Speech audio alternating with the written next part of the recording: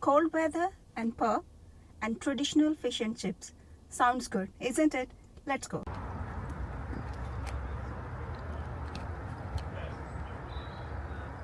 Air in this one. Yeah, I can imagine.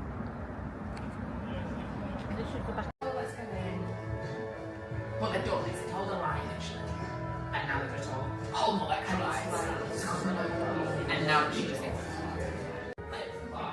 it's really get it into the trying to protect it, but also I feel like they're trying to do it because it was the easiest thing for them to handle at the time. Exactly, but also because they didn't want to tell her and deal with it, and that's what I said. But I say to you. Anything else? Yes, I've got vinegar. No.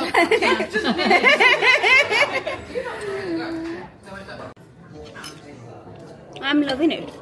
I'm loving it.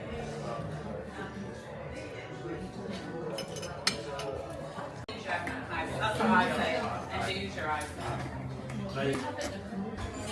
We know what you mean. What they've done is they told a lie initially, and now they've told whole molecular lies. And now she just thinks everybody goes around the room, like she chats all the time, but we'll get around there, she's like, oh, she's like, she's grandma, who's